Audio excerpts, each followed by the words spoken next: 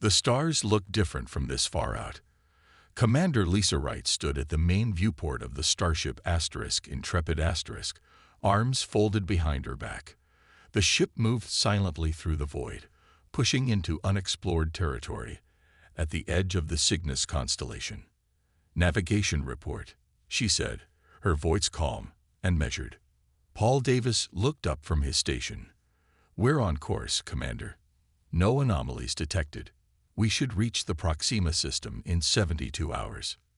Lisa nodded. Like everyone else on the ship, like every human born in the last 3 generations, she processed this information with pure logic. There was no anxiety about venturing into unknown space, no fear of what they might encounter. Those emotions had been engineered out of humanity's genetic makeup decades ago. Dr. Jack Harper had changed everything in 2089 with his revolutionary neural modifications. At first, people were skeptical about removing fear from the human experience. They argued fear was necessary for survival. But Harper proved them wrong. He showed that logical risk assessment was more effective than emotional responses. By the time Lisa was born, being fearless was normal. "Science officer, what are we seeing out there?" Lisa asked, turning to Susan Miller. Susan studied her screens. Interesting readings from the third planet. Signs of technology, possibly artificial structures. Definitely worth investigating. Chief Engineer Richard Jones joined them, wiping his hands on a cloth. "Engines are running at peak efficiency, Commander. Whatever's out there, we can get away fast if we need to." "Not that we would run," Lisa said with a slight smile. The crew nodded in agreement. Running wasn't the human way anymore, not since the modifications. Lisa remembered stories her grandmother told her about the old days, how people would freeze in terror, how fear would cloud judgment, and lead to poor decisions. It seemed so primitive now. The neural implants and genetic modifications had freed humanity from those limitations, allowing for unprecedented advancement. "We'll send out probes first," Lisa decided. "Standard protocol. I want full scans before we make any decisions." As the probes launched, Lisa thought about their mission. The Intrepid was the vanguard of human expansion, pushing farther into the galaxy than any ship before. Their orders were clear: establish contact with any sentient species and extend human influence throughout the stars. The bridge crew worked efficiently, each person focused on their tasks.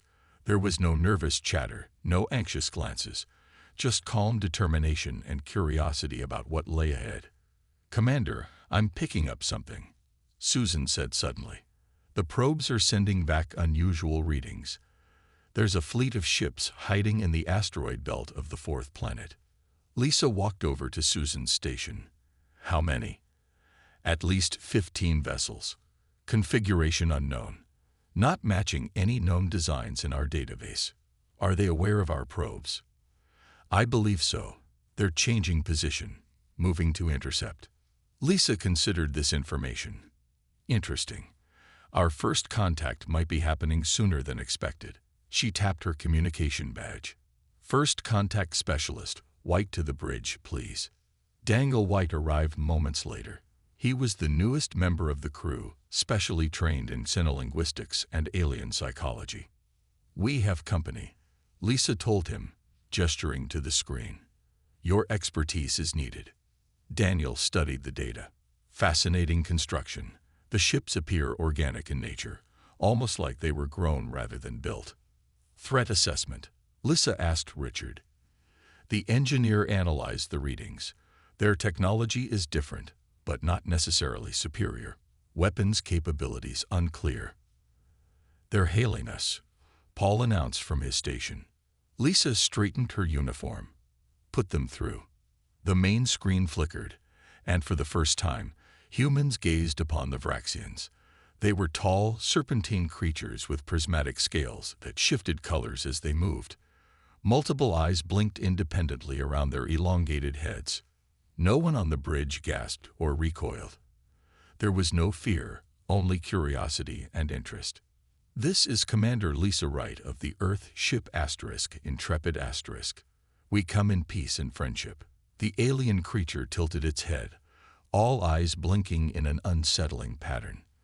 When it spoke, the ship's computer translated. You are wrong. What are you?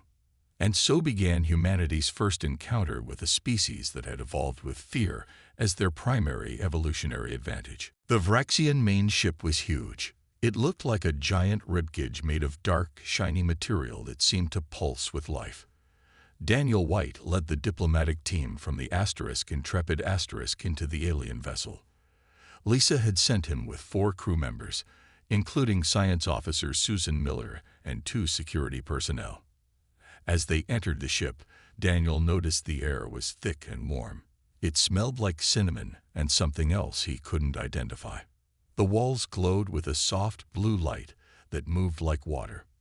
Fascinating architecture, Susan whispered, scanning everything with her handheld device. The ship appears partially organic. It might be alive in some way. The Vraxians led them down a long corridor. Daniel counted 6 of the tall, snake-like aliens. Their scales changed colors as they moved, shifting from deep purple to green to blue. Each had at least 8 eyes placed around their heads, all blinking at different times. They entered a large round room. In the center stood a Vraxian larger than the others. Its scales were brighter, and it wore what looked like jewelry made of small glowing orbs. I am Overseer Sixth, the large Vraxian said, its voice translated through Daniel's communication device. You are the first species we have encountered that produces no fear signals. Daniel stepped forward. We are humans from the planet Earth. We come in peace and wish to learn about your people. The Overseer moved closer, its many eyes focusing on Daniel's face. You show no fear. Are you not alive? All living things fear. Humans once felt fear, Daniel explained, but we evolved beyond it. We now assess danger through logic rather than emotion. This seemed to confuse the Vraxians. They hissed to each other in their language, their scales flashing rapidly. Impossible, the Overseer finally said. Fear is the foundation of intelligence. It is how we communicate. It is how we hunt. It is how we know what is real. Susan stepped forward, her scanner still collecting data. Our readings suggest your species has highly developed sense organs. Do you detect emotions chemically? The Overseer's scales flashed bright yellow. We taste the fear of others. It tells us everything. Your emptiness is disturbing. Daniel realized they had a problem. The Vraxians couldn't understand beings without fear responses. To them, the humans were like ghosts or machines, not fully real. Perhaps we can show you how we communicate instead, Daniel suggested. Before he could continue, 4 Vraxians suddenly surrounded the diplomatic team. They moved fast, their bodies flowing like water.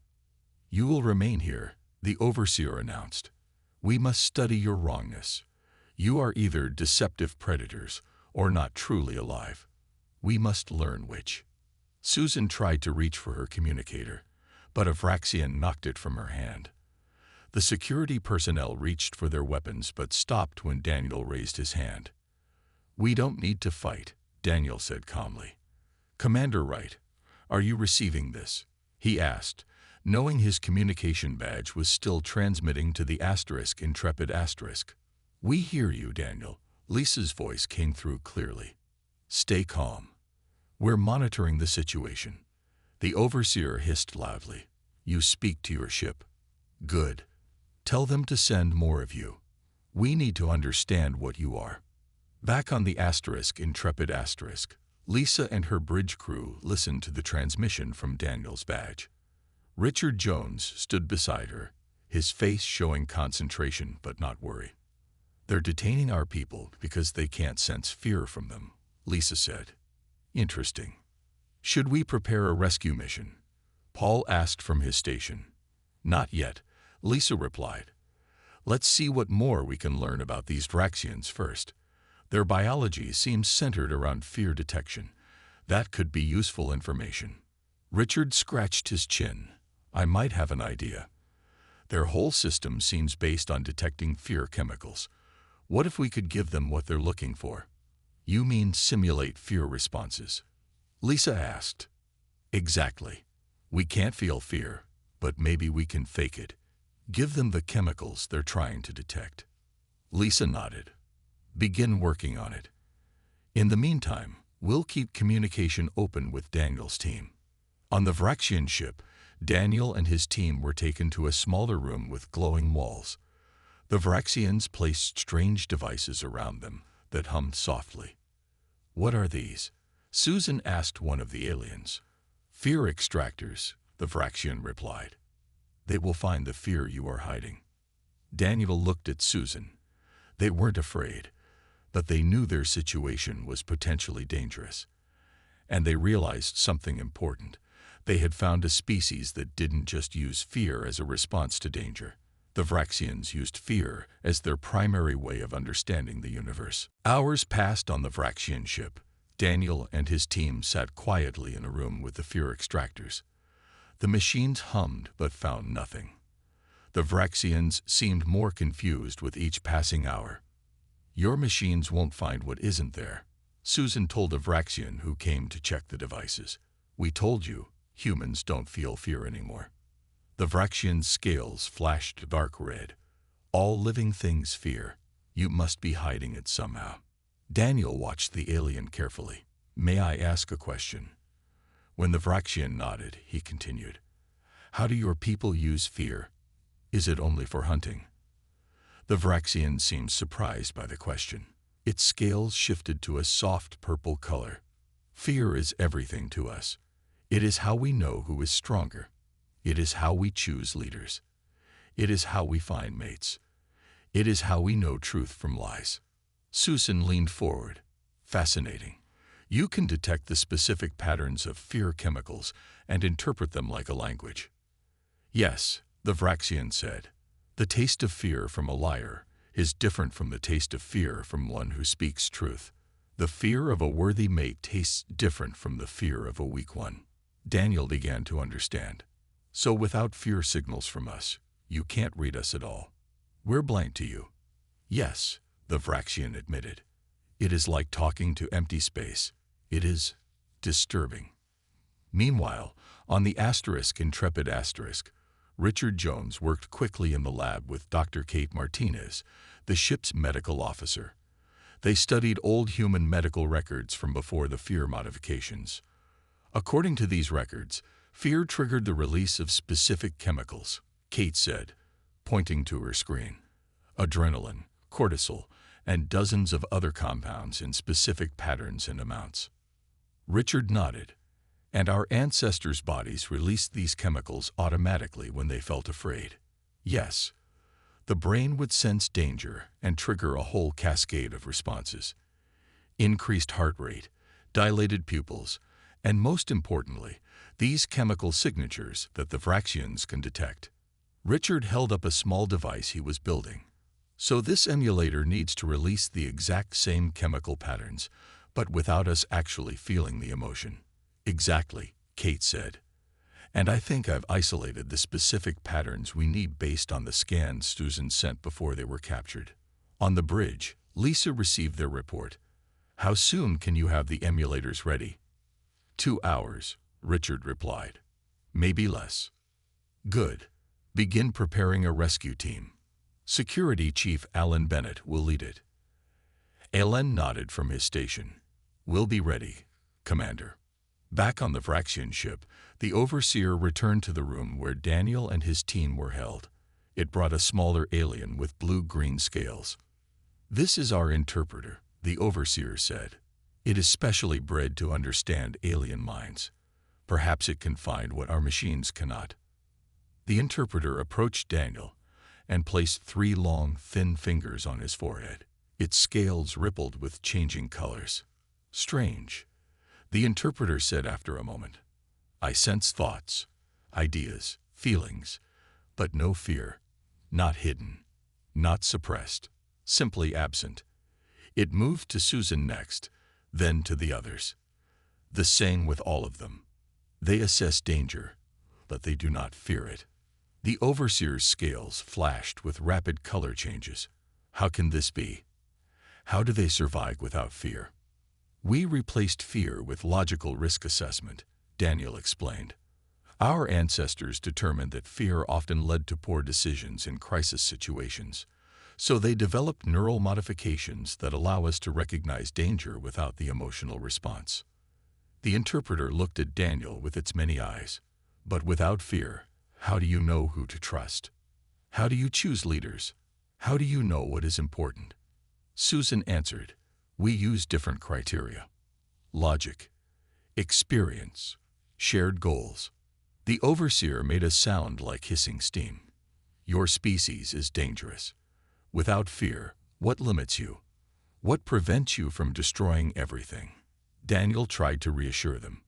We still have ethics. We still value life. We simply approach problems differently. The interpreter touched the overseer's arm. Its scales shifted to a deep blue color.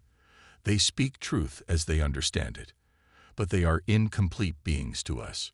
We cannot read them properly. Then we must learn more, the overseer decided. Bring the test subjects. Daniel didn't like the sound of that. He tapped his communication badge softly. Commander, I think things are escalating here. Whatever plan you have, you might want to hurry. On the intrepid asterisk, Lisa turned to Alan. Begin the rescue operation, and make sure everyone has their fear emulators. The rescue team moved silently through the Vraxian ship.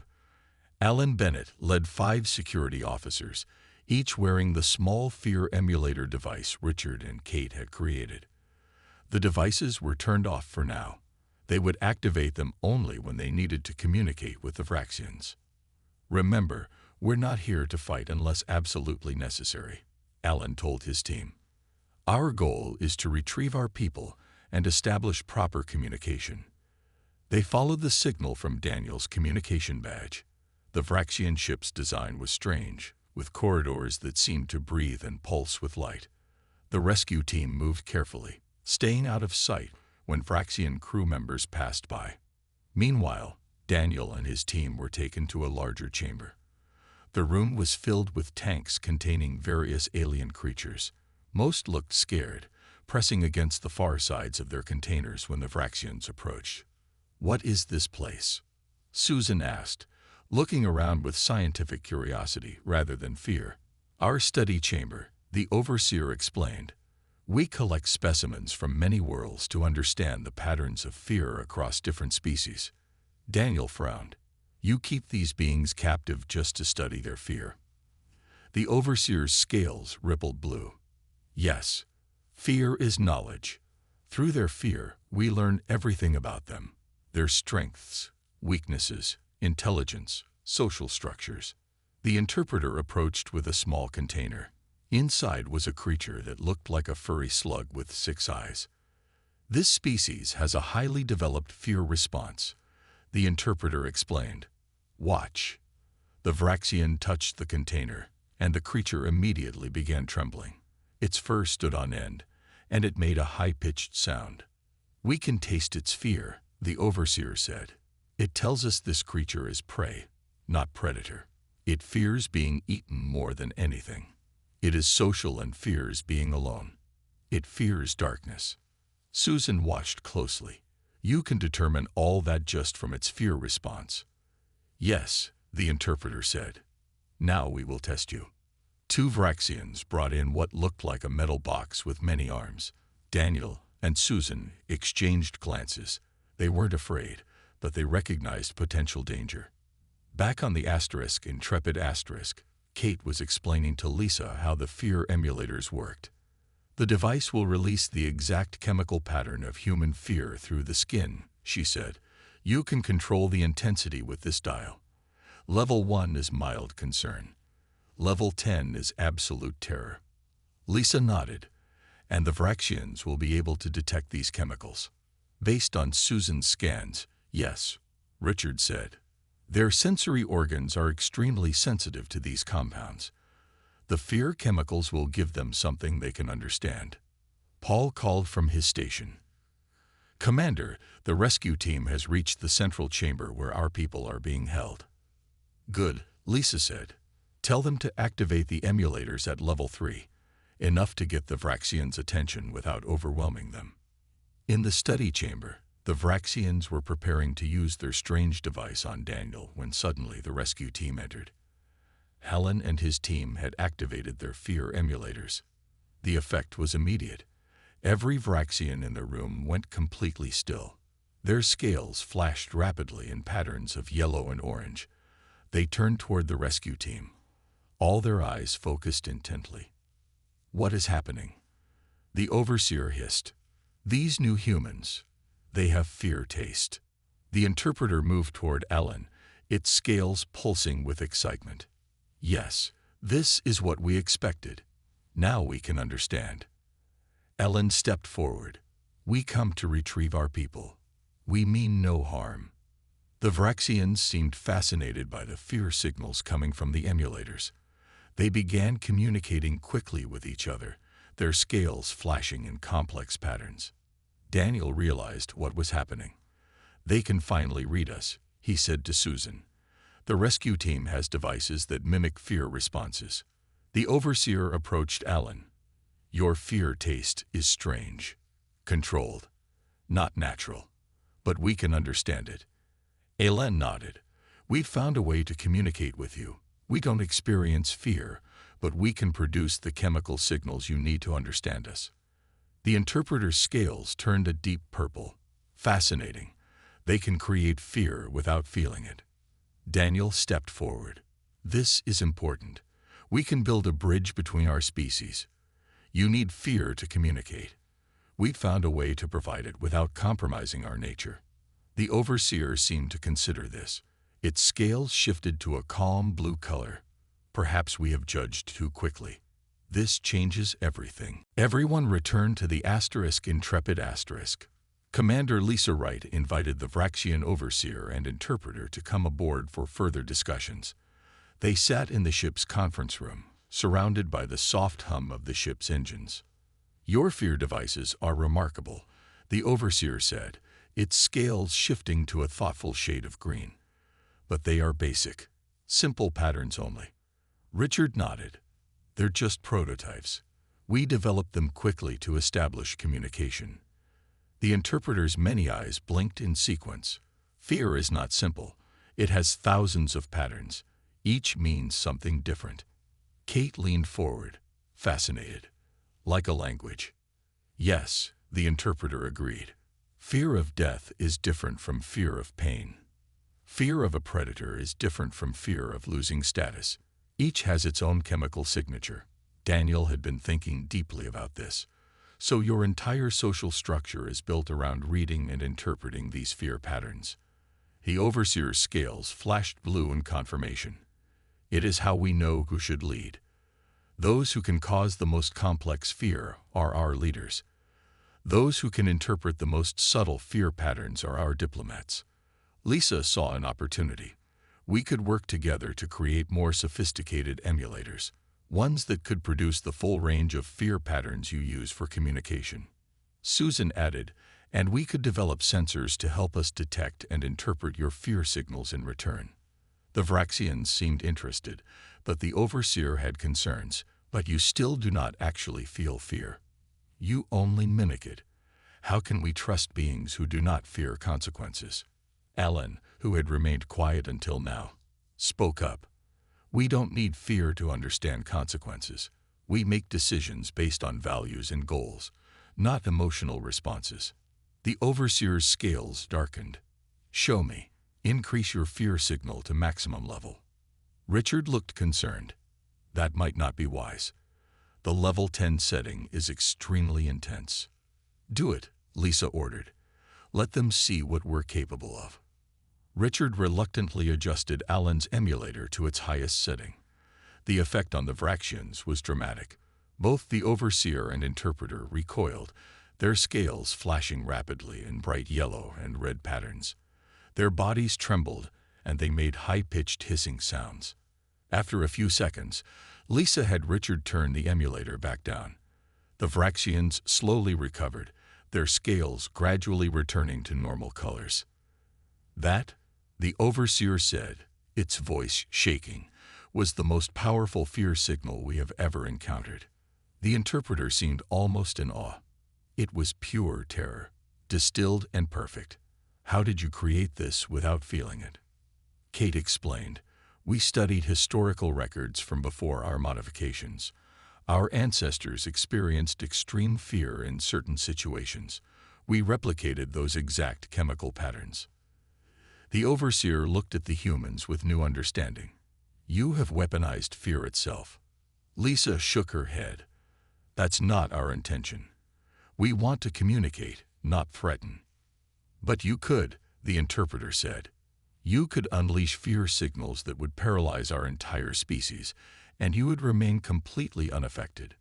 Daniel saw the conversation taking a dangerous turn. That's not why we developed these devices. We created them to build a bridge between our species. The overseer was quiet for a long moment, its scales shifting through various colors as it thought. Finally, it spoke. In our history, we have encountered many species. All felt fear. All could be controlled through it. But you understand fear without experiencing it. You can create it without being limited by it. Does that make us enemies? Lisa asked directly. The overseer's scales settled into a deep purple shade. No, it makes you the most interesting species we have ever encountered. The interpreter added, you could have used these devices as weapons against us. Instead, you used them to communicate. That tells us much about your values. Lisa smiled slightly. Then perhaps we can move forward. There's much our species could learn from each other. The overseer agreed.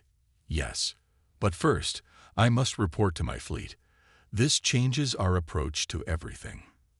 As the Vraxians prepared to return to their ship, Daniel realized they had narrowly avoided a serious conflict. The humans' ability to manipulate fear without experiencing it had initially seemed threatening to the Vraxians, but now it had become the foundation for a possible alliance. The question was, what would the rest of the Vraxian fleet think about these fearless humans? 3 days passed. The Intrepid remained in orbit around the fourth planet, while the Vraxians discussed the humans among themselves. Commander Lisa Wright used this time to prepare her crew for whatever might come next. Richard, how are the advanced emulators coming? She asked during their morning meeting. Richard displayed a new device on the conference table. It was smaller than the prototype and had a small screen with controls. Much better. This version can produce over 50 distinct fear patterns. Kate helped program them based on the old psychological records. Kate nodded. We mapped different types of fear. Fear of death, fear of pain, fear of losing status, fear of the unknown. Each has its own unique chemical signature. Susan added, and I've been working on a sensor that can detect and interpret Vraxian fear patterns. Their biology is fascinating. They communicate as much through their fear signals as they do through words. Paul spoke up from the end of the table. The Vraxian fleet has been repositioning for the past 6 hours. They now surround us completely. Lisa remained calm. Defensive posture or attack formation? Unclear, Paul replied. But they could hit us from all sides if they wanted to. Daniel, who had been studying Vraxian communication patterns, shared his thoughts. I don't think they want to attack. I believe they're trying to decide if we're potential allies or a threat they can't control. At that moment, the communication system chimed. Commander, said the officer on duty, the Vraxians are hailing us. They want to speak with you and First Contact Specialist White. Lisa stood. Put them through to the main bridge. Everyone, come with me. On the bridge, the main screen showed the overseer. Behind it stood 12 other Vraxians, all with elaborate scale patterns suggesting high rank. Commander Wright, the overseer began. Our council has reached a decision regarding your species. Lisa stood tall. We're listening. The overseer's scales shifted to a formal blue pattern. You represent something we have never encountered before, beings who understand fear but do not experience it. This makes you unique among all species we know. One of the council members moved forward, its scales flashing red and orange. Some believe you should be destroyed before you become a threat to all life in this sector. Daniel tensed, but kept his face neutral. Lisa didn't react at all. The overseer continued. Others believe your ability to produce fear signals artificially offers a unique opportunity. You could help us communicate with species we previously could not understand. Another council member spoke. The question is, what are your intentions toward us? Lisa looked directly at the screen. We seek knowledge and peaceful cooperation. We have no desire to conquer or control other species. Words, hissed one of the council members. How can we know your true intentions? Daniel stepped forward. You know through our actions. We developed the emulators to communicate with you, not to weaponize them. When our people were detained, we sent a small rescue team, not a warship. The interpreter, who stood beside the overseer, addressed the council. I have tasted their artificial fear. It contains no deception patterns. Lisa made a decision. She took one of the new emulators from Richard and activated it, selecting a specific pattern. This is the chemical signature your people associate with peaceful intentions. We offer it freely. The Vraxians on screen visibly reacted to the signal. Their scales rippled in waves of calm blue and green. After a long moment, the overseer spoke again. The council has decided. We will establish formal relations with humanity. We believe you could be valuable allies. Lisa nodded. We're pleased to hear that. However, the overseer added, we have a condition. We wish to learn how your people remove fear from yourselves, not to copy it. We have no desire to lose our fear, but to understand. And in exchange, Lisa asked, we will teach you our fear language, all 1,000 patterns and their meanings. With this knowledge, you could communicate with many species in this sector of space. Daniel looked at Lisa. This was exactly the kind of cultural exchange their mission was designed to establish. Lisa smiled slightly. We accept your offer. When would you like to begin? The overseer's scales brightened. Immediately. There is much to share between our peoples. As the communication ended, Alan voiced what many were thinking. That could have gone very differently. Lisa turned to her crew. They fear us, but they're choosing to work with us rather than against us. That's the beginning of real diplomacy. Daniel added, and we've just gained access to an entirely new form of communication, one based on emotional patterns we no longer experience ourselves. 2 weeks had passed since the agreement with the Vraxians. The Intrepid now orbited the Vraxian homeworld, a beautiful planet with 3 moons and vast oceans of deep purple water. A formal exchange program had been established, with Vraxian scholars coming aboard the human ship and several crew members visiting the alien world. Daniel sat in a specially designed chamber with the interpreter and 3 other Vraxians. The walls were lined with screens showing different chemical patterns. This fear pattern, the interpreter explained, pointing to one of the screens, means I respect your strength, but do not wish to challenge you. It is commonly used when meeting a superior for the first time. Daniel adjusted his emulator to match the pattern. The Vraxians in the room reacted immediately, their scales shifting to show approval. Good, the interpreter said. Your control is improving. In another part of the ship, Susan and Kate were working with a Vraxian scientist named Seth. They had connected the ship's computers to sensors that could detect and analyze fear patterns. Your technology adapts quickly, Seth observed, its scales showing impressed blue patterns. Soon you will be able to communicate with any species that uses fear as a language component. Susan nodded. And there are many such species in this sector. Most, Seth confirmed. Fear is one of the most basic and universal emotions. Almost all intelligent life evolved with it as a survival mechanism. Your species is truly unique in eliminating it. Kate was studying the data from their sensors. These patterns are incredibly complex. It's not just the chemicals themselves, but the timing, concentration, and mix that convey meaning.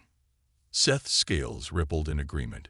Yes, Just as your spoken languages use sounds in different combinations, our fear language uses chemical patterns. The possibilities are endless. On the Vraxian homeworld, Lisa and Richard were meeting with the Planetary Council. They sat in a grand chamber built from living coral that glowed with soft light. The fear emulators they wore were set to project respect and peaceful intentions. "We have studied the genetic modifications your people made," the head counselor said. "Removing fear was a bold step. Many of our scientists believe it should have led to your extinction. Without fear to warn of danger, how did you survive?" Richard explained, "We replaced emotional fear responses with logical risk assessment. Our brains still recognize danger, but we process it differently. We make decisions based on calculated probabilities rather than emotional reactions." Lisa added, "Our ancestors found that fear often led to poor decisions in crisis situations. Fear can paralyze or cause panic. By removing it, we became more effective in dangerous situations." The head counselor's scales shifted thoughtfully. "Yet there are still dangers you avoid. Things you will not do." "Of course," Lisa said. "We have ethical guidelines, moral principles. We don't need fear to know right from wrong." Back on the Intrepid Asterisk, Daniel was making a breakthrough. He had been working for days on understanding the most subtle fear patterns, the ones the Vraxians used for their most important communications. "This pattern," he said to the interpreter, adjusting his emulator, "I believe it means, I trust you with my life." The interpreter's scales flashed bright gold, a sign of surprise and delight Daniel had never seen before. "Correct. No non-Vraxian has ever understood this pattern before. It is sacred to us." Daniel smiled. "And this variation," he adjusted the emulator again, "means I would protect your offspring as my own." The room went completely silent. All the Vraxians stared at Daniel with their many eyes wide open. Their scales pulsed with deep purple and gold colors. "How did you learn this?" the interpreter asked quietly. "This is our most private pattern. It is used only among family groups." Daniel looked concerned. "I'm sorry. Did I overreach?" "I analyzed the patterns from our cultural exchange data and noticed this recurring in family units." After a long moment, the interpreter's scales settled into a warm orange glow. "No, you did not overreach. You understood, truly understood." It turned to the other Vraxians and made a series of quick movements. "We must inform the council. The humans do not just mimic our fear language. They comprehend it at its deepest level." One of the other Vraxians spoke, "But they still do not feel it themselves. They understand without experiencing." The interpreter looked back at Daniel. "That is what makes them so remarkable, and perhaps so valuable as allies." Daniel realized they had crossed an important threshold. The humans weren't just communicating with the Vraxians anymore. They were beginning to understand them on a profound level, despite the fundamental difference in how they experienced the world. 6 months had passed since first contact with the Vraxians. The Intrepid Asterisk was finally preparing to continue its mission of exploration, but things had changed dramatically. The ship now carried 5 Vraxian diplomats who would return to Earth as official representatives of their species, and the humans had gained something invaluable: knowledge of the fear language used by many species in this sector of space. On the bridge, Lisa stood with the overseer, who had become a respected ally. They watched as the ship's crew made final preparations for departure. "Your people have learned our fear language faster than we thought possible," the overseer said, its scales showing impressed blue patterns. Lisa nodded. "And you've helped us modify our emulators to communicate with 12 other species. This will change everything about how humans explore space." The overseer's scales shifted to a thoughtful green. "You still puzzle my people, Commander. You understand fear so completely, yet never experience it yourselves." "Perhaps that's why we can understand it so well," Lisa suggested. "We can study it objectively without being influenced by our own emotional responses." On the science deck, Susan was working with Seth to catalog all the fear patterns they had documented. Their work had resulted in the creation of the first fear pattern dictionary, a comprehensive guide that would help future human explorers communicate with fear-based species. 342 distinct patterns, Susan said, looking at their completed work with satisfaction, each with its own meaning and cultural context. Seth's scales rippled with pride. And you have added something we never considered, the mathematical relationships between patterns. You found structure in our fear language that we never recognized. In the medical bay, Kate was putting the finishing touches on the next generation of fear emulators. These new devices were smaller, more precise, and could be adjusted to work with a variety of alien physiologies. These will be standard equipment for all human ships from now on, she told Richard, who was helping her pack them for transport back to Earth. No human explorer will leave the solar system without one. Richard nodded. Dr. Harper would be amazed to see how his work to remove fear from humanity led to this. He never imagined we would use our fearlessness to become experts in fear itself. In the ship's lounge, Daniel sat with the interpreter. They had spent countless hours together, and a genuine friendship had formed between them. There is something I still don't understand, the interpreter said.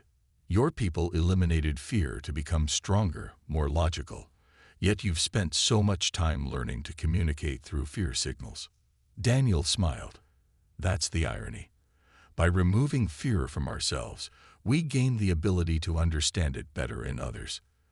We can see patterns that fear-experiencing species miss because they're too caught up in their own emotional responses. The interpreter's scales showed the pattern for deep understanding. You have become the masters of an emotion you no longer feel. And it's made us better explorers, Daniel added. Before, when we met new species, we often misunderstood each other. Now we have a universal language, the language of fear. The interpreter made a sound that Daniel had learned was laughter. My people have a saying. To know another's fear is to know their soul. You humans know our souls now, without showing us yours. As the Intrepid prepared to break orbit, Lisa gave the order to set course for the next star system. Paul programmed the coordinates, and the ship's engines hummed with power. The Vraxians who were staying behind sent a final message to the ship. On the main screen, the head counselor appeared, its scales showing formal gold and blue patterns. Humans of Earth, it said, you came to our world without fear. You leave as masters of fear's meaning.